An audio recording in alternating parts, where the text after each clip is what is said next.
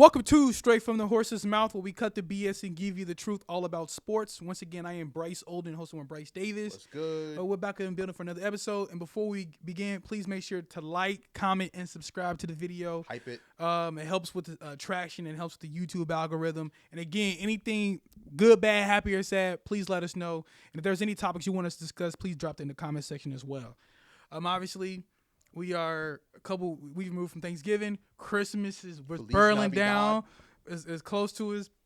Have you done any shopping yet? Honestly, we need to get what our family does now is everyone picks like a couple items, and then we do like a random drawing just for the immediate family. Okay. So we actually need to make the list and draw names so I know what to get because we haven't done anything yet. Yeah, we don't even have a tree up yet. Normally we get that done. Mm-hmm. That's not up. You know what's funny is I'm thinking about I've never decorated this, and I've wanted to. I was supposed to this year, and I think I still will. I just don't know how. I think I'm gonna get some help. I think it'll help with the mood and cheeriness and all that kind of stuff. Plus, I feel like I've done a good job with freaking it just for aesthetic purposes. I like to see if I can Christmasify it a little bit. Got you. Yeah. Another thing is my family does Secret Santa as well. Okay. And bro, I promise you, I'm at this point in my life where I don't care about the secret part no more. What do you want? I'm there, bro. No, that's what we do. What do you want? Give me a list. And I'll just wait till Christmas and then you'll have it. Everyone gets, it's a public list. Everybody sees it. The public list is funny. But you don't know who's getting your gift. That's a good idea. Yeah. You know what? We may steal that. Yeah. Y'all didn't copyright that or nothing, all right? Nah, all right, cool. nah. All right, cool. Cool. All right, we stealing that. Anyway, man, speaking of stealing, Yep. let's get to it. Parents stealing kids' joy. Yeah. They've been doing this since the dawn of time. Stealing their lives. What else is new? Mars needs moms, and his mom probably should go on the ship. Mars. She got to get on the ship. Obviously, what we're talking about is so there's a story, and I'll let Bryce pull up as far as the kid name. So obviously, it's National Signing Day. We're around that time frame, right? And so this kid wants to go to Ohio State. Ohio State's the top team in the country. They're the defending national champions. They're coached by Ryan Day. They're going to make the playoff again. So it makes sense that the kid wants to go to Ohio State University, right? But his mom said, as long as you live under my house and under my rules, you abide by my decisions. Yep.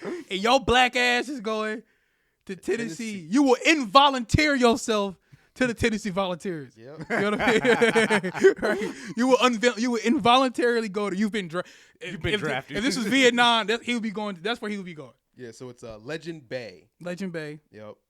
Signed with. So you know what his parents think when they made him. Oh, absolutely. Yeah. He had to be something. You will be legend. Yeah. You have to be something At Tennessee. I can't name you legend and you just be a bum. Right. Yeah. Can't do that. Can't do that. But the 17-year-old originally committed to Tennessee before decommitting in November. All the signs pointed to him flipping to Ohio State, but there was a problem. His family wasn't on board. His mom refused to sign his letter of intent to Ohio State because she wanted him in Tennessee. So he ended up being forced to commit to the Vols. His entire signing day table was Ohio State themed. Posted multiple Buckeye-leaning graphics on social media today, all of which has now been deleted now that he no longer runs his own account. Oh! They snatched everything from that man. She go, hey, so you know what? Give me that social media account too. Bro, and what's he supposed to do? Can you imagine that? Your parents be like, give me your social media right now. I pay for the phone. Give me the phone. Yeah. It's a wrap. He has to wait till he's like 19. Right. I said, the minute he turned 18, he out of there. Yeah. Think about that from Tennessee's perspective. I don't want him either. Tennessee, like, look, we just gotta get him in here, get him into the fold. Make him comfortable as possible. Make him comfortable as possible. Give him an nice NIL deal. Have some random girl show up to his door room first couple weeks. You know what I'm saying? if I'm legend, I'm fleecing him. I'm gonna let you do all that. Yeah, and I'm still going. Like, yo, coach, I'm gonna let you finish. Cause I think what's the coach's name? What's the Tennessee coach? It's not Hypo. What's his name? Look it up. Yeah. Like, yo, coach, I'm gonna let you finish. But Ohio State has one of the best programs of all time. I'm out of here, bro. Yeah. I don't blame him. Imagine being his teammate. He don't want to beat her, but then again, they don't want to beat her either. Yeah, fact. Everybody's a hired gun. Yeah. But I just think it's insane that a parent, because college is supposed to be a time of that's your decision of you being You're right, independent. Josh Heupel. Yeah, Josh Heupel. Yeah, it's supposed to be a time for you being independent. Yep. You're supposed to kind of cut the umbilical cord, so to 100%. speak. You know what I Yeah. mean? Yeah. If you're a parent and you truly believe that your kid is making the wrong decision, then he needs to learn that himself. Yeah. Yeah. He needs to go to Ohio State, and then if he goes, yo, mom, you know what, you was right. I should have went to Tennessee. Then at least he made the decision himself. Yeah. Exactly. But the fact that you're still having this much control of him, it's gonna long term. It's not gonna end well. Long term, especially if he's a good athlete, if he's a really good athlete, long term, this does not end well. He's gonna spend all his adult life trying to break away from y'all. Yeah. And you should be a stability point for him.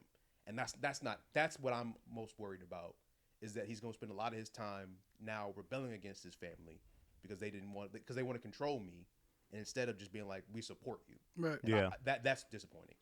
I'm trying to think, I'm just trying to think how last minute of a decision this was. The fact that, they let him decorate the table full of Ohio State regalia. Yeah. You know what I'm saying? Like, they knew what it was. Mama's had this in the tuck. Like, all right, That's evil. You pick what you, all right, cool, whatever. Yeah, cool. You still 17. Remember that now. Yeah. I know when your birthday is. I popped you out that day. Yep. I'm gonna help you decorate, but them papers ain't Ohio. Yeah. Them papers ain't. Yeah. Yeah. He signs Cramp. he signs his thing. Yeah. Gets over to mom and she said, Hand gets a cramp. You know what I mean? sucking her teeth. Right. I don't think so. This pen ain't work. Y'all got another pen? Another pen. Y'all got another pen? Actually, you know what? I got another. Bring me the Tennessee one real quick. Yeah. Uh. That works fine. You better go ahead and sign it too. Hey, mine's already done. But on a serious note, you explained this to us over chat. I didn't know when you're 17, you needed a parent to sign that contract. Yeah, I was 17 before I went to school, so there were things my parents still had to sign off that I couldn't just loans and stuff. I couldn't just be like, yeah, I'll take it. Because I always thought the parents were there for the aesthetic. Normally they are when they're 18. And most parents typically, we don't hear this because most parents don't push back. You want to go to this school? Cool. You want to go to that school? Cool. The only time you may hear, and a lot of this typically is done before we get to this point. Absolutely. Yeah. So a lot of the back and forth, because a lot of parents have a lot of different reasons why they want their kids to go to different schools. Some is based on I want you to be close to home. Mm-hmm. Some is based off I don't think you can handle being that far. Or the education program. Some is based off education. Some is based off the actual the athletics, the coach, and all that kind of stuff. Athletic departments, the Yeah. actual reputation of the school. Yeah. If you were a 4-star, I wouldn't want you to go to a D1A. Mm-hmm. I want you to go to a Power 5. Right. or Yeah. whatever. But still, this is just. But yeah, it's rare that you see. And I will say this: it typically is the mom. Yeah. If there's anybody who gonna push back and do this, it always the mom. Yeah. We see it with Jaden Daniels. Some moms just yeah. can't seem to Yep. Back up. just back up Lamar off me, Jackson back up got off his, me. Got his mom as his agent. Who? Lamar Jackson. His Yeah. mom's his agent. Yeah. Mm. And there's nothing wrong with that. there's nothing wrong with but, it. This could go the other way. It can. And it's looking like it. 'Cause Yeah. He doesn't want to be there. Because now what's going to happen is he's going to go to Ohio State. He's going to go to Tennessee and take football out of it. He's going to be faced with decisions, right, that he's not used to making. Yep. Hey, bro, you want to hit this?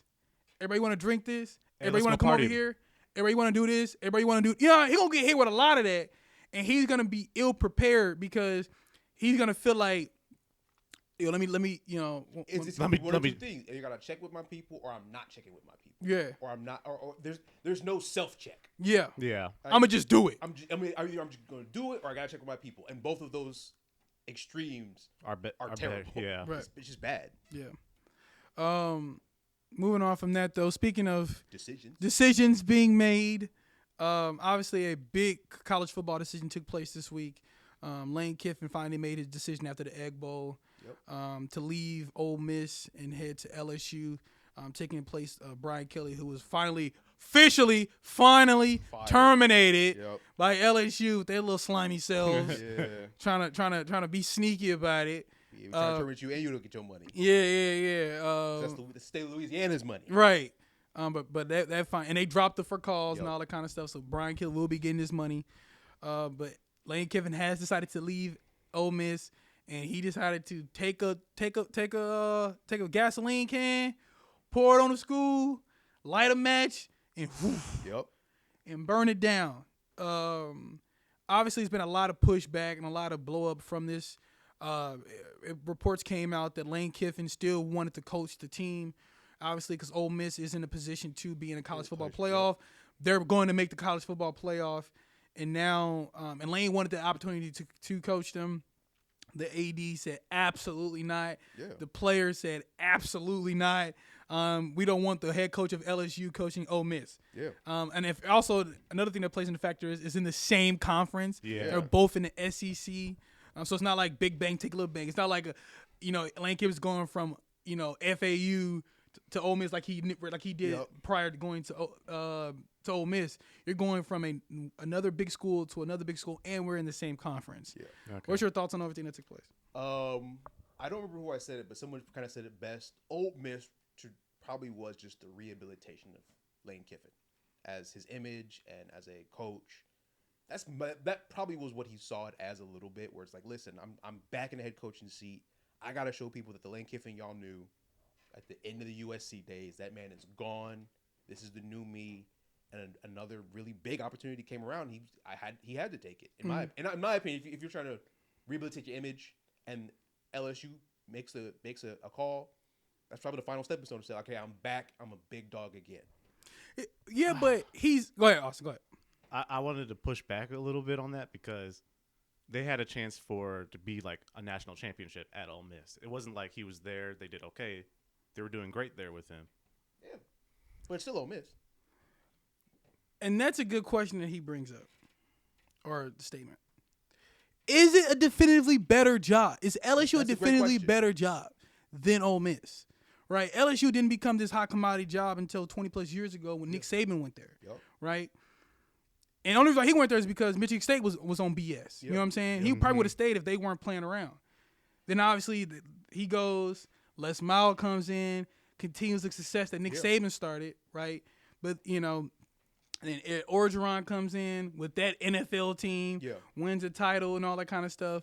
But I think there's one thing we know about college football is no program is anything without a great head coach. Absolutely. Yeah. And no matter how many players you get without a great head coach, players may not even go there. So we've seen programs come up and come down. My dad and, and some of the OGs, they talk about programs like yesteryear, Miami, Nebraska, Colorado, Penn State in his heyday with Joe Pa. How many of these programs were really lit? Right? We're 20-some years from USC being really lit. You know what I mean? Yeah. These programs come here and they go there. So any program, in my opinion, it's not greater than any other program, especially in the same conference. We look at Georgia. Oh, absolutely. Prior to Kirby Smart won those national titles, they had won national titles in like 40-some years. Yeah. So what, you know what I mean? Agreed. Like, so some of these programs are just because of name value. An argument can be made that in the NIL era, name value means less. It could, but for coaches, it means a lot. It still means a lot. It still means more as a coach to coach at LSU than it does at Ole Miss. No matter what happens in the college football playoff. Does it? I mean, we're seeing some other coaches decide to stay pat. That's true. The Indiana coach said, "No, I'm gonna stay right here." The Mizzou coach said, "No, I'm gonna stay right here." Yeah. There have been plenty of other coaches who have said, "You know what? Yeah, 5, 6, 7 years ago, I absolutely would have made that jump. Yeah. Absolutely would have made that jump." This is a guy who we're talking about who was at the top of his game at USC. He wants that again. He's a fame whore. He's No, He's a fame whore. No, right? he is. Like, He's an attention whore. He wants that again. Because I'm not justifying his action. I still think it was a scummy thing to do what you did to Ole Miss. You have a lot good going here. You can build a lot here. But clearly he misses what he had at USC. That's what I'm thinking. Well, he also did apply when Nick Saban left for Alabama. True. So we knew his character. Like, well, yeah, he's always been a shady, untrustworthy. I mean, Al Davis talked about this, way back when he wrote a letter to Tennessee saying he would bring shame to your university, and it was proven right. Right. You know what I mean? Like we've always known this about Lane. Now, I will say this, and I want this on record. I do not feel bad for the players at Ole Miss. No. Let me tell you why. In the NIL era, you did not come to Ole Miss because of Lane Kiffin. No. or because Ole Miss is just great university, or because you just had to be in Oxford. Yep. You came to Ole Miss because they threw you a bag. Yeah. You are an employee. Yep. I see the way I view college football pre NIL and the way I view college football post NIL is completely different. Yep. Most of the team is not homegrown. Most of the team has came through the transfer portal for a lot of these schools. It's not like it's a bunch of freshmen, sophomore who've been here through the grind for Through the 2, hard 3, years. 4 years. You know what I'm saying? You get maybe a quarterback. That's Right. That. A lot, and if then, then. a lot of these guys are hired guns. They come in, they get the biggest bag, and they go. Yep. So Yeah. do I feel bad for these players? No. A lot of y'all been because the coach. A lot of y'all, the coach that originally picked y'all and gave y'all a chance. Y'all not with them now. Nope. So I don't want to hear about this whole loyalty and all that kind. I don't want to hear that. You gotta Because just it's a two-way street. right, If you was sure. gonna be loyal, you was gonna be loyal. And if it was about loyalty, you would have made it about loyalty. right. But But it's not. It's not. It's a business for everybody. Yep. Lane did what's best for him, and some of y'all, when this season is over, Will do what's best will for you. do what's best for you. Yep. Oh, You're not gonna be like, you know what? I love Ole Miss so much, I'm gonna stay regardless. Why? Wait till the season and see how many of these guys Go to are in the LSU. transfer portal. Yep. You know what? We made the college football player. My stock is higher now. Yeah. yeah. I'm trying to get to Alabama. I'm trying to get to Ohio State. The bag. Oh, yeah. Not bag. no Oh, school. true. The bag. I'm getting to the bag. True. So whoever insert school name here True. throws me a bag, I'm going. I'm going. So if it's Syracuse, you'll see me at Syracuse.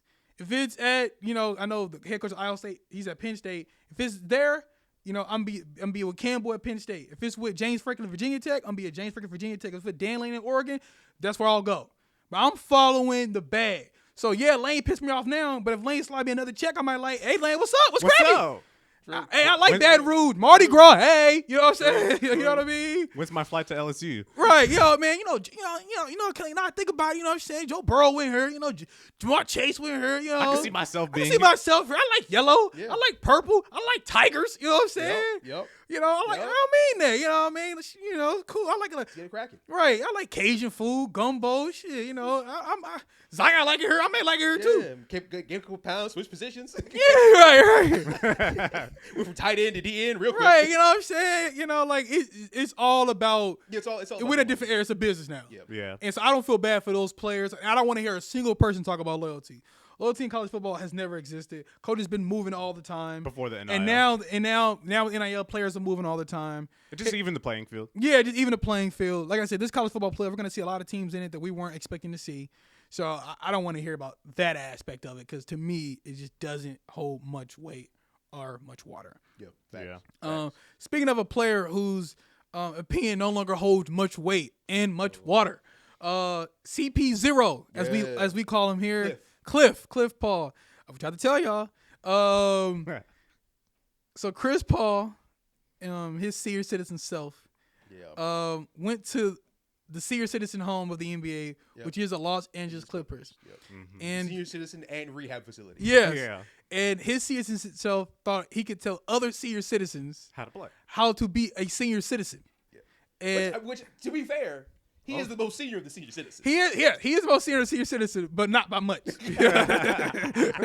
like I used to tell my brother, you're not. Yes, you're taller. Yeah. But no, yes, you're tall. But the difference between me and you is you're just tall. I'm tall. You're just taller. Okay. Yes, Chris Paul, you're old, but I'm old too. You're just older. There's a difference. You know what I'm saying? We all old, fam. Yeah. But obviously, jokes aside, so the Clippers were on a road trip. They were in Atlanta. Yep.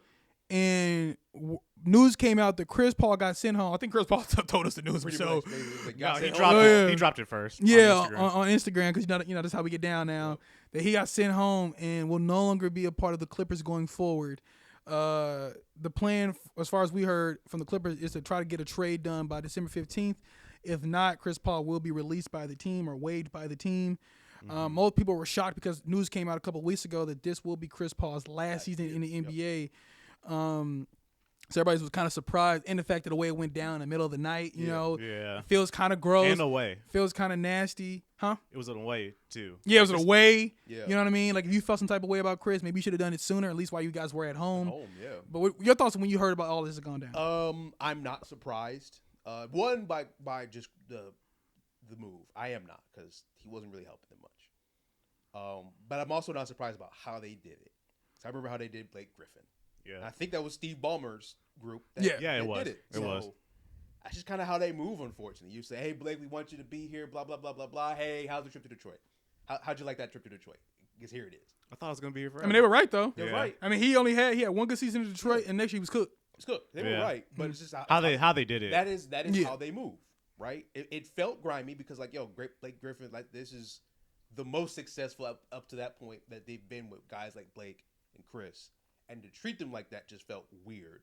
But at the same time, it also goes to show, hey, bro, know when it's your time. He probably should have retired after his stint with Oklahoma. That probably should have been his last hurrah for real. No, because he No, was good with Phoenix. They went to the finals. That's right, Phoenix. Yeah, Phoenix. So Phoenix should have been the last stint. Yeah. And we should have said goodbye to him then. Gotta stop holding on sometimes, bro. Hey man, I hope this is a lesson to a lot of guys in the league. Either you lead the league on your own terms, or the league will tell you it's time for you to leave. Yep. Right? Go out like a Kobe. Get the pick. Pick one. Don't overstay your welcome, Yep. because you will get Allen Iverson. Yep. We will tell you, you know what? We're good. You're good. Yep. Just like they told Dennis Rodman, We good. we're good. Yep. You know. Now Chris Paul. So my thing with Chris Paul is this. Chris Paul has a reputation. Yep. Right? I told people online, Chris Paul is one of the few guys who openly over the last decade have had no problem coming out and telling you how they feel about him. Yeah. Absolutely. You know what I'm saying? Absolutely. Chris Yeah. Paul, it can be a little Napoleon-ish. He can be a little bit, Barker. You know what I mean? He can grind or he can grade on you, right? That was an issue with Lob City. Yep. You know, so this isn't new. He didn't get along with James Harden in Houston. Nope. No. So all these things are not new. The Clippers should have known that. Yeah. But I think a lot of people have to understand this, right? This is my perspective. Chris Paul has not been in a veteran locker room since he left Houston. Yes. Devin Booker, DeAndre Ayton, Mikal Bridges, Phoenix, young. Yep. Shai Gilgeous-Alexander and that whole Oklahoma City team, young. Yep. Victor Wemby. Wembanyama and Stephen Castle and Jeremy Sochan and Keldon Johnson in San Antonio, young. So when Chris Paul is barking at you and yelling at you, they ain't got a leg to stand on. They got to eat it. Yep. Yeah. They got to take it. We don't know any better. Yep. You're a champ. I mean, not a champion, but you're an all-star, future Hall of Famer. Yeah. Cool. We'll follow. I'll you. listen. Well, I'll listen, right? But you go to a veteran locker room, and I had to explain this to people because the people just weren't getting it. Not just the veteran locker room. Mm-hmm. One of them is a champion. Yes. The Yeah. coach is a champion. Yes. Like, there's a lot of people. And the other guy's an MVP. Yeah. Yeah. You know what I mean? So, like, Chris, you're not gonna come in and just automatically tell us things that you think you know more than us, Yeah. Yeah. bro. We've won more. We've won more. We've gone farther than you. Yeah. Like James Harden, I've gone farther than you without you. Right. Yeah. Kawhi, I won a championship without you. Right. I, On two separate on occasions. two separate occasions. Yeah. Ty Lue. I I've have been LeBron on my squad, bro. You think I already had a great basketball mind Right. on my roster. He was a player too. He Right. has a championship. He as does a as a player. He Yeah, does. that Yeah. I got as a player. Like, come on, bro. Like, you are a low man here. Mhm. You are a low man. So I think that if you're Chris Paul, I understand that. competitiveness. I understand being competitive and just you, but at some time you gotta read the room. Yep. This your last year, bro. Yep. You know that. Yep. I understand at the beginning of the season or training camp trying to, all right, guys, come on, man. Like, we got to do this. At some point, you got to realize, you got to take a look around the room. We ain't beating Denver. Yep. We not beating Lakers. the Lakers. We're not beating Houston. We're not going to beat the Thunder. Yeah. So just, I hate to say it, but sometimes just chill. Just chill. Go to the middle of every arena, wave, get your flowers, get your gifts, and then just go home. Yeah. Hell, Chris Paul, this season should be so chill and relaxed. There'll be times you probably be like, hey guys, man, my son has a game. Y'all mind if I skip this road trip? Hey, Chris, go ahead, man. Absolutely. You know what I'm saying? When you announce your retirement, especially when you're not really in a playing condition for the NBA anymore, hey dog, we are Udonis Haslaming this. We just trotting you out there, a little tribute video from some of the places you've been, and then we're gonna keep it a wrap. And then, hey Chris, it was great having you for this last year. I'm glad you retired as a Clipper. Right. And that's it. You know what's crazy? He did get that tribute video at Clippers, and then they sent him home like a few weeks later. But, I was thinking when this happened, there's a world where the Clippers don't sign him, but they still bring him in to honor him. I feel like that would have been a better way for him to go. But also, and I have to remind people of this. People like, man, because people could say Chris, people get mad at Chris. They're like, well, he was just trying to be accountable. He trying to hold guys accountable. I'm like, guys, Ty Lue was in a locker room with Kyrie Irving and LeBron when that whole thing went down. Yep. Mm-hmm. He can handle turmoil. Yep. Jeff Van Gundy's an assistant. Yep. He was all on those Knicks teams back in the day. He can handle had to deal with turmoil. Dwight Howard. Oh, no, that's Stan. Oh, Yeah, sorry. yeah. I said, well, Jeff Van Gundy had to deal with, Spreewell and Yeah. Oakley and Ewing and Yeah. be under Pat Riley and all that kind of stuff. He can handle that. You know what I'm saying? Like these again. This is the oldest locker room in the league. Yeah. And let's be real, they're just trying to hang on until they have to blow it up. Well, Yeah. yeah. Yeah, for But I'm sure, just bro. saying, but like you trying to bark at they not hearing it, bro. Again, read the room. They not hearing it, dog. After the first few games of the season, I think everyone had the same realization. It's not going anywhere. Let's just play some basketball and go home. Yeah. That's really what we're doing today. Let's just put on a good show for the peeps. Right. And go home. Yeah. And I think that if you're Chris, I understand that fire and that competitiveness, but also the best leaders know how to adjust. Yeah. If you're really a good leader, because there's a difference between being a leader Yeah. and being a tyrant. Absolutely. A tyrant is, I'm the head dog. Y'all gonna follow what I say. Is we got the power to be a tyrant, right? Yeah. But the best leaders understand. Okay, maybe this isn't working as far as this approach. Let me try a different approach. Let me see, because you've been teammates with James Harden before, so you should know what works and what doesn't work with him. You should understand. Okay, how does Kawhi respond to criticism? Yeah. How does Zubac respond to criticism? How does Chris Dunn respond to criticism? How does John Collins respond to criticism? Yeah. You know what I mean? How do all these guys? What do I got to do to each guy? Because also another thing that Chris should have thought about is, okay, where do I want to transition myself after basketball? I think a lot of people see Chris Paul as a legitimate guy who could be a head coach in the league. So let me start looking at that. Let me figure out. Yeah, you know what I'm saying? There are some young dudes on the team. Maybe I take them under my wing and help them kind of like, here's what you need to do. Here's what we can do to get your game as like this, that, the third. Exactly. And do that instead of like the vets. They got this. I'm gonna spend time with the rooks and the young guns and get them ready for whatever this next iteration of the Clippers is gonna look like. Mm-hmm. That's an option for you. Yeah. Yeah. But because you're so competitive, and that's probably his biggest problem. I think he's probably the worst type of competitive, where he's always jostling and trying to be a big dog, and it's like, dog, it's not your time no more. And that's another thing is you can't bark orders when we know for a fact you ain't got it no more, bro. Yeah. Yeah. Like, dog, we know, we hear you and all this kind of stuff, but bro, you can't help. No. You can't move, you can't defend, you can't score, Yeah. right? Like you can't shoot, Yeah. like so you ain't helping. Nobody trying to hear. And I had to tell people online again. This locker room was different because Kawhi Leonard and James Harden are guys like, bro, they see him as a peer. Yeah. Bro, we top 75 just like you, bro. Yeah. We all star just like you. We We all Hall of NBA just Famers. like you. We all Hall of Famers just like you. And we're on the same playing field. Yep. You know all that ain't gonna work here. And you know what's worse about it too? He's doing all this barking on guys who already know this stuff too. Right. So it's going to fall on deaf ears. Like, Exactly. I already know this. Thank you. Yeah. I guess. And again, the best leaders understand the difference between a young locker room and an old locker room. I always think back to when I was watching Hard Knocks with the Baltimore Ravens when they were on the first time, and Tony Saragusa, rest in peace, was talking about Brian Billick and how Brian knows that, okay, we have an older team, right? We got Shannon Sharp, we got Rod Woodson, Yep. Tony Saragusa. A lot of these dudes going to be out the league in a couple of years. Yep. You know what I'm saying? So I can't, Brian had to understand, okay, I got to know when to put my foot up their butt Yeah.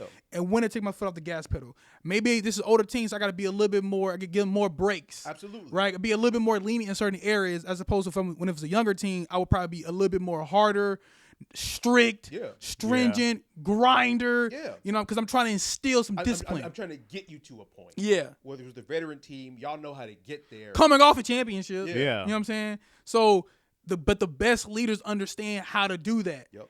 God, like, we saw with Greg Popovich. Yeah. You know what? Tony Parker, Manu Ginobili, Tim Duncan missed this game today. Yeah. Absolutely. Missed this game today. You know what, guys? We're gonna take practice off this week. He understood early. I can't be Yeah. the Greg Popovich in the mid '90s. The Greg Popovich that I started with, how I started with these guys, I can't continue with these guys like this. Right. Yeah. They are my vets now. I got to take care of them. Exactly. Yeah. And I think that Chris Paul, if one thing he needs to take away from this is, one, sometimes you got to know when to hold him, when to fold him. Yep. And two, you got to figure out a leadership style that's universal. Yeah, it's now time for him to look inward and figure out who is Chris Paul going to be to their NBA community going forward. Because, like I said, a lot of people got a problem with him. If you want to continue to be a factor, a talking head or whatever, you got to be likable. Are you likable enough? Exactly, because you go ahead, Austin. No, I was just agreeing. Because you're going to, before we move on, unless he just plans on owning everything from here on out, whether it's working at a network, you have teammates. Yep. Whether it's working on as a coach and assistant, you're gonna have people. You have to learn how to work with people. Yep. You can't just be, you know what I'm saying? Yeah. You got to work with people. Now, if it's a Chris Paul podcast, the Chris Paul show, hey, do you, bro? Absolutely. But if you're gonna stay a part of the community and do something with people, Mm-hmm. you got to be likable enough. Yeah. You have to be likable enough, and that seems to be a problem for you. Exactly. Moving on from that, though, and I actually want you to go ahead and pull up what we're about to talk about. Transitioning out of sports into the world of entertainment. Well, technically, sports is entertainment. Yeah. This is not athletic entertainment. No, this is visual entertainment. Word broke this week that Netflix, yes, you heard it right, Netflix is either officially acquiring or they won the bidding. They won the bidding to acquire Warner Brothers Discovery, and I'll let Bryce pull up this big ass figure. Now, the reason why I start off saying what I said is because I've been reading other things within like the last 24 hours that could change this. Yeah. Right? Things may get challenged in court as far as this could possibly be. This could be other companies like trying to challenge that. Yeah, this could be seen as a monopoly. Yeah. I'm saying that Paramount, was trying to like, hey, our offer was whatever better than whatever Netflix is. Yeah. So this isn't definitive now. Yeah. This could, like most really big deals, this is could blow up. This is going to take them probably another 2 years before anything is settled. Because I mean, I think back to recent when it comes to mergers or people buying other people. I think about the what was the airline that was trying to get bought? Was it Spirit? Oh, it was Spirit. Yeah, Spirit was trying to get bought. I forgot who was trying to buy them. Was it American? It could have been, but that didn't go through. Yep. No, that did not go through. Another one was AT&T and T-Mobile. Yes, that fell through. So none of $82 billion. Yeah. So none of these things are. It takes big mergers, like especially because we've seen in the past. When you think about mergers, you think about the AOL Time Warner one. That's the most prominent one, and that did not work out well for any party involved. What's your thoughts on everything when you heard this going down? I'm not surprised because Warner has been up for sale for pretty much the past almost 10 years at this point. Really? I didn't know that. Okay. Yeah. I think you mentioned it. You had it was Time Warner. It was Time Warner, AT&T. Then they merged with Discovery. Yeah, then they merged with Discovery. That's true. Yeah, right. I'm forgetting one more. I can't remember. Yeah. Obviously, but either way, Warner Brothers, HBO, all of that has been up for sale for a long time.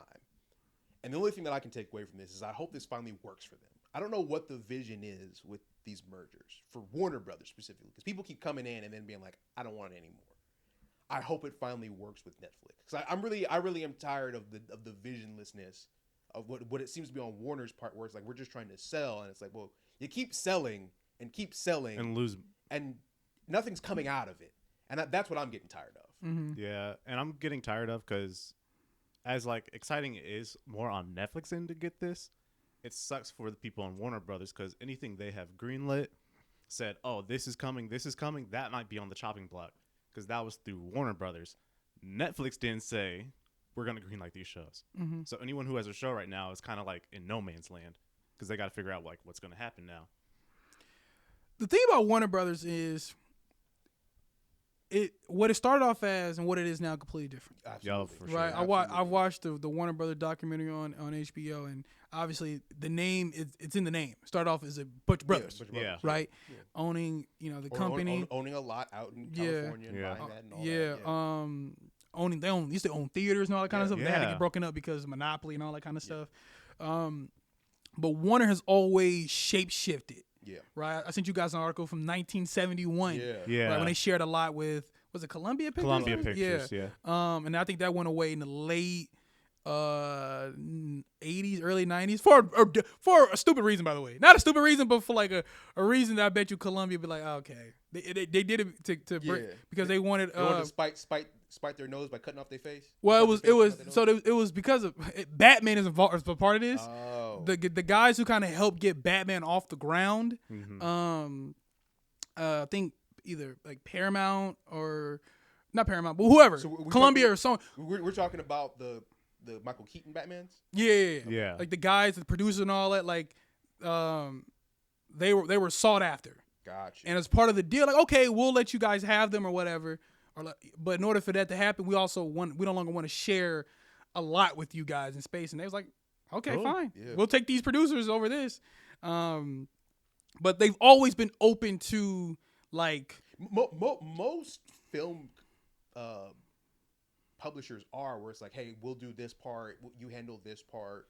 If you look at some films, you'd be surprised by how many publishing companies are attached to the film. Mm-hmm. So maybe they started that, but a lot of film companies are okay with that. Mm-hmm. I'm just wanting Warner Brothers to kind of like, can we settle down for just a little? Because this is like, in the past 5 years now, it's Discovery Warner, which kind of went through, but then it kind of fell apart now. It's like you have Discovery. No, it was AT&T within that 5 years too. That's right, and AT&T as well. So like, can I see the vision? Can someone just give us some vision here? That's all. Now, on the Netflix side, I'm interested in what they're going to do with it and what their plan is. I think I know it. Because I ain't going to lie, I don't like when I feel like two different types of visual, like how one guy's, because what's his name, Ted Sarandos, whatever, Sarandos, I'm pronouncing his name. Like, to me, I feel like he views Netflix as a technology company, a streaming company. That's true. And I feel like he visualizes movies in that aspect. Warner Brothers is a film company. Yeah. They want films in theaters. Yeah. You know what I mean? Now, that's where I think, because I know from behind the scenes talks, Netflix does want to be seen as like, hey, we do movies. They're just not in theaters. And that's where I feel like that's why they've done this Warner Brothers thing. They want to be seen as more legitimate on the film side of the industry. And hopefully this Warner, I'm thinking that this Warner merger, they're hoping that it convinces people like, okay, I guess you do films now. But I mean, to me, Ted even came out and said that, like, yeah, we're still gonna send Warner movies to theaters, but now they're gonna give them a shorter runtime. Yeah. Which I don't like. No, I don't like that, but I understand the strategy. Well, I understand the strategy when you're Ted Sarandos of Netflix. Yeah. No, you see it through Your the TV. streaming Netflix lens. But I can see it as like, hey, listen, like if this helps make movies like a must-see event, you're only gonna see it for a limited time. You got to come out and see it. Or you care more about your subscription services and making sure they get their I think stuff that's there. what that's about. That's, to me, it's what it comes down to. Because I'm not giving him the benefit of the doubt. Because at first I was thinking of everything like, okay, the movies, and then I was like, streaming platform. Yeah, it's a streaming platform. This is what it's about. That's it, and that's how he has to view it, right? He has to view it through that lens. What can we do to drive growth on Netflix? So if that means, hey, this movie we're going to shorten the runtime, so this movie that was in theaters for 3-4 weeks, it's going to go back to Netflix. So now you don't have to go see it in theaters. True. You can just sign up for the subscription. You don't got to pay. You don't got to pay $15, $20 to see it in theaters. You can just sign up for Netflix. That's true, but then now we got you for 3, 4, 5, 6 months, and now we got our money back. The question that I would have though is, what he truly has to ask, is that feasible with the way of how expensive films are now? Yeah, they make movies. They make. You said it. They make movies already. They make movies, but they're not making movies at the budgets that they're making movies at right now. I mean, I feel like honestly, depends on the movie.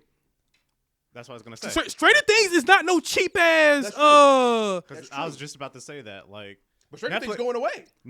I'm just saying like, but they ain't cheap. That's true. They're getting a movie, and gonna be in theaters. The ending for Stranger Things gonna be in theaters. And, so they'll pony up the cash.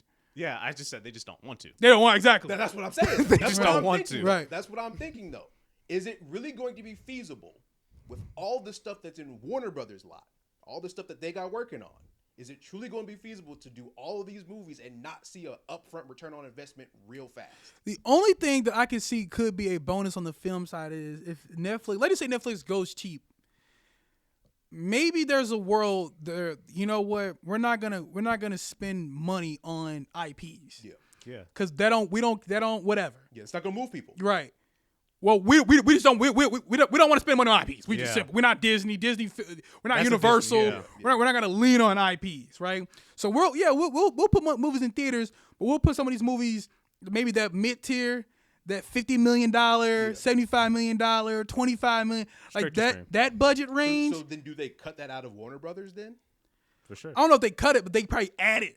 For sure. Like we're not gonna live and die. We're not gonna be greenlit that's what's gonna happen. a bunch of IPs. I said that earlier. Which might be a good thing. It might be a good thing, but I'm still thinking about all the stuff that they own. So you still got James Gunn, DC. You still got DC and all of that. Right. Like those still need. You still gonna need to do those. Well, yeah. No, you don't though. Like you don't have to make another. You don't have to make 4 more Batmans. You don't have to keep expanding the Harry Potter universe. You get what I'm saying? Okay, true. Yeah. Like that's what I'm saying. Like maybe that's the only upside I can see is they can be like, hey, hold on, we're not about to keep throwing money at what insert IP here. Gotcha. Because Okay. Come up with some new shit. You know what I mean? That raises a good question because Will they do that? Harry Potter is supposed to have. If they ain't spending no money, they're not gonna do that. If they want to spend no money, if they want to make sure if they're more focused on content like that, we're not gonna keep greenlighting.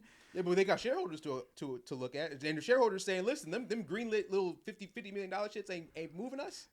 It depends on it depends on the let's losses. get one thing straight though. When it comes to shareholders, that's Netflix's shareholders now. Those guys are out at Warner. So whatever, like I said before, Yeah, they buy them out. Yeah, whatever they had greenlit, like Harry Potter, they were supposed to get a series. I think that'll stay. The only reason I'm saying that is because we saw another merger that happened this year that has not worked, and it's on the video game side. Who? Microsoft buying Activision. And Microsoft went to the Xbox people, you spent almost the same amount of money, almost $80 billion. And we're not seeing a return on investment. That they have to do something now. Mm-hmm. They have to do something. So at the end of the day, that's where I'm like, is this truly feasible from a financial standpoint? Microsoft bought Activision? Through Xbox, Microsoft bought Activision King. That was like $80 billion. And now Microsoft is saying, hey, cut this shit. It's time to start making money. They had to up the subscription price. Once again, that's Netflix then. Netflix will be looking at Warner Bros. No. Through Xbox. Microsoft and Xbox are the same thing. At the end of the day, the people who greenlit it said, you need to start making money. Netflix, you will need to start making, not Warner Brothers, Netflix, you will need to start making money. No. It's the other way around. It is Netflix. Keep going. That's what I'm saying. Like that Netflix is looking at Warner Bros. No, they won't because we own you now. No. Netflix is buying Warner Bros. Yes. Netflix has the control now. Yeah. Everything. But there's another group above Netflix, the Netflix shareholders. Right. We allowed you to use our money to buy Warner Brothers. Right. Warner Brothers isn't the problem. You own Warner Brothers now. Netflix, you make money with Warner Brothers. Right. That's who they have to. Warner Brothers is looking at this is like, listen, we got all the movies you want, but you are now the drivers of the vision. Right. And that's a Netflix problem. That's what I'm saying. Yeah, but I'm saying Netflix. I don't think Netflix makes this purchase if, to me, they didn't have a goal in mind, which is continue to drive as many human beings as humanly possible to the subscription service.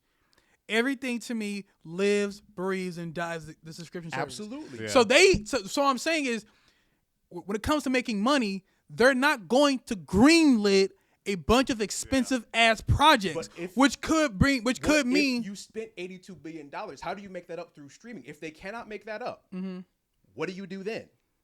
What do you mean? You gotta keep trying. You own it now. That's what I'm saying. That's where things get tricky now for them. Because now you have this thing that if you're not using it, shareholders are like, hey, they're going to use it. I'm just saying, they're going to use it. It just won't be used. They have a plan, they have a vision. Absolutely. Right? They're not going to use it how Warner Brothers is going to use it. I agree with that. They're going to use it the way Netflix wants to use it. Absolutely. First of all, I think one thing Netflix is going to do is they're going to keep Warner Brothers its own division. For right? sure. Like, so they're going to separate it, right? Yeah. So Warner Brothers, there will probably still be an HBO. So how Disney kept Hulu alive for a long time. Yeah. They're going to keep HBO Max on. DC will still be its own thing and all that kind of stuff. But what I think will happen to save money, because you're trying, in order to make money, you can't just be, you know what I mean? You can't just be throwing it all around. You can't be throwing it all around. Absolutely. So their main focus is content driven to the streaming platforms. How can we drive people to HBO Max? How can we continue to drive people to Agreed. to Netflix? Agreed. You're not gonna do that if you feel like, hey man, how many damn Batman movies y'all gonna keep making? How many? You know what I'm saying? Like they're not gonna keep making IPs. Yeah. Because I think that will hurt them in the long term. They're not gonna keep pumping this money out, keep pumping this money out. Then look, Netflix like, look, we already got a model that works. That's true. We know what works. We beat y'all to this. Yeah, we came first. Y'all following us. Y'all following us. That's- What that- leaders that- in this that- industry? That's the question, though. The real question is, does their model work for Warner Brothers? It don't matter. They own them. But if again you spend $82 million and the model that we give you isn't working, Why wouldn't it work? I'm asking. Why wouldn't it work? If it works for us now, why wouldn't it work? I'm asking. Because we are two different entities. You are a filmmaking company. We are a streaming company. Right. As the market has shown. You mean as far as you mean optically? Yeah. No, Yeah. not optically. Because HBO Max is owned by Warner Brothers. Yeah. They have a streaming not, platform. Not optically. I'm talking about it's truly like if Netflix says, here's how you're going to operate from now on, and they try it, and Warner Brothers, I believe, will truly try it. And they have no choice. I mean, we own you. You're own going you. to That's do the it. thing. We own you. It's not about trying something. This own is you. going to happen. You have to look at the money spent. If we give you this model and you don't make a return on investment, then what? Then you try something That's different. Netflix's fault. Warner. That's what I'm asking. If Netflix tries all of this and nothing good comes of it, But okay, I hear what you're saying. My question is back to my original question. Yeah. If it already works for us now, why all of a sudden it wouldn't work now? because I'm looking at the model that just happened. Okay. I'm looking Which at one? Activision. I'm looking at Activision and Xbox. Right. They're the same thing. We all do video games. I'm doing streaming of video games. I have a platform where we do that. We bought all the content you had. Was Activision the leader in the industry? Yes, Activision was a leader in the industry. Okay. That's why they had to pay $82 million to get it. Gotcha. Okay. And then we got all your content. We put it in our library. Right. It didn't move the needle at all. That's Microsoft's fault. But that's what Netflix is trying to do, right? Yeah, and it's going to be their fault if they keep throwing money. Because at left this and point, right. streaming has been, I truly feel, is saturated. Oh, So for sure. at Everyone this has point, one. if at this point the people who have Netflix and they're happy, who does this move? Well, I guess the goal is. What's Netflix vision then? Because that's my question. What are we trying to get out of this? Well, I think we have to remember, in Netflix's mind, there's an unlimited amount of people that exist in this. That's not world. true. No, I'm just saying, like, I see what you mean. You know what I mean? Like, see what you mean, there will yeah. always be in that Netflix mind. There will always be people out there that we don't have that we want. There will never be a point in Netflix's mind where we've reached our quote unquote human queue limit. You know what I mean? Yeah. Like so Netflix's mind, they take away Warner Brothers. They still trying to get people. I know. Yeah. I understand. So take away Warner Brothers, we still trying to draw people. So their goal won't change. It won't Their change. library will get expanded, but their goal won't change, which is to draw people to the subscription service. But- that's the goal. Now I can see down the road them possibly merging HBO Max and I can Netflix. see that. I can see them doing that. Like Disney. or making like a bundle type of thing. I am already anticipating that happens. How does this grow our subscriber base for real? Well, one, first off, you get the HBO people now. Yeah. So they count toward our budget now. I am assuming that the HBO people and the Netflix people already had an account. You can't assume that. You can't. I'm You very much you assuming. can't assume this, but you can't. You can't go in thinking like everybody who has HBO Max already has Netflix, because it's not the other way around. They got me now. You know what I'm saying? I have HBO Max. I don't have Netflix. Right. So you can't go into it assuming like because I'll be honest with you, if I feel like we already have you, I'm not gonna buy them. Because we already if I feel like if I'm Netflix, I truly believe if I'm Netflix, I know that I dominate the market. they're number Yeah, one for sure. Yeah, we are number one. Right. We started this. And I don't know what the subscriber base is for HBO Max because I don't think they give us those numbers. Actually, they don't give you the numbers, but Warner Bros. Has been in trouble financially. So then, what's the point of grabbing? If we grab these little bitty HBO facts for $82 billion? Well, you gotta remember it's everything, right? We can't it's the library, Right. It's the But catalog, so it's how everything. did this grow us then? All this did was give us a actually, I let's forget. look at the cheap. Let's look on the cheap. On the cheap, we get the Warner Brothers catalog, $82 billion. Did they buy on. everything? Did they buy like They have everything. So this is studios? Do they have the studios? Yeah, Studios, so- all of it. They hold have, they have like Universal Hollywood and all that Hold kind up, of guys. stuff, like the theme parks. We're only talking about movies. What happens to CNN Netflix has been trying to get into the broadcast. They have WWE. Mm-hmm. They get last year they had football or something. They get football. They get fights. On a broadcast level, on the entertainment side, that is another plus for them. Mm-hmm. Because that's another thing. Like, it's other things that we have to factor in. Why it costs $82 billion. You know what I'm saying? So it's not really like it's not just movies. It's not just movies and TV shows. Yeah, that's true. That's why I wanted to bring in the broadcast. Just to remind you guys, like, it's just beyond movies. That's fair. It's expanding. It's expanding your reach. That's true. You know what I mean? It's letting your presence be felt in the field. Like any good company, now they have their broadcast system because people have been complaining about their broadcast. Now they have access to HBO's how they broadcast. Mm-hmm. That is a plus for Netflix. That is a win. That's true. I was going to give them the win in the fact that you don't have to license out any more Warner Brothers shit. That's just in your library now. So that's more money. That's savings. That's savings. It's not more money. That's savings, which is different. Mm-hmm. It's that revenue growth. That's just us snipping off a little bit on the edges. I'm trying to find the revenue growth here. Well, I think the revenue growth will come from strictly subscription based. I think that's. I'd say if Warner Brothers was already struggling on the subscription side, I don't think that's where the revenue growth comes from. It has to come from all areas. It can't just. It has to come from all areas. So we got to figure out what exactly are we trying to subscribe. And that's Netflix's job to do. Mm-hmm. Yeah. And like I said, I definitely think that the movie making aspect will obviously play a big role in that. Yeah. But I also think that I don't see them just throwing money at it either, though. You can't. Well, that's what normally happens. But you have to though. Mm-hmm. You have to throw money at it. Actually, I mean via IPs though. I don't see them. Go ahead.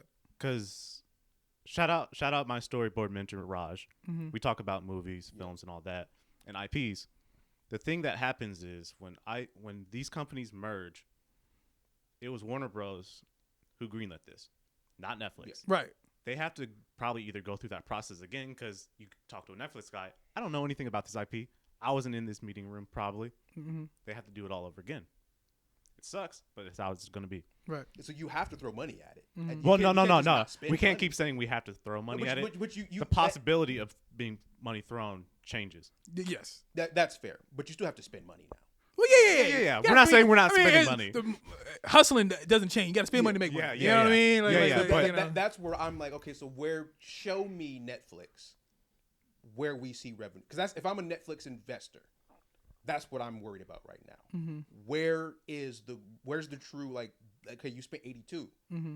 Where are we making 82 plus? And that's where we're going to find out what they greenlit and what they cut. And I also think it's about getting a bigger share of the market. I think that, That's true. I think expanding your name value and all that kind of stuff. Yeah. You feel like you're a major player now, and That's there's true. a lot of money that comes with that, right? Absolutely. Absolutely. A lot more companies are willing to play ball with you, ads and all that kind of stuff, ad revenue, all that kind of things. That's but true. That's true.